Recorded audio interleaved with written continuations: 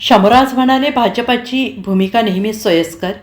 चंद्रकांत पाटलांचे प्रत्युत्तर, सांगितलं सांगलीतलं गणित.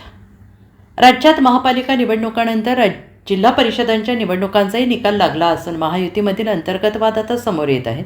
साताऱ्यात भाजपला सोडून सत्ता स्थापनेसाठी शिवसेना आणि राष्ट्रवादीने पुढाकार घेतल्याचं दिसून येते.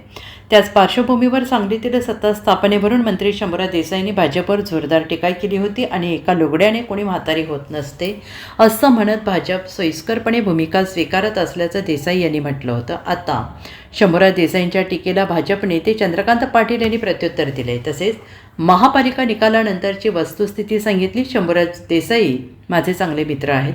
सांगली महापालिकेत यापूर्वी भाजपाचे जास्त संख्याबळ झाले होते, शिवसेनेचा एकही नव्हता. शिवसेनेची ताकद वाढली म्हणून आम्ही युती केली. शिवसेनेने दिलेल्या उमेदवारांमुळे भाजपाचे काही उमेदवार पडले आहेत.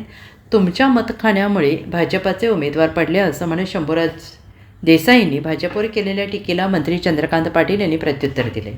अजितदादांच्या नगरसेवकांकडून पाठिंबा देण्याबाबत मला निरोप आला. आम्ही ते 16 घ्यायचे, तुमचे 2 घ्यायचे. आम्ही 16ला हो म्हटलं.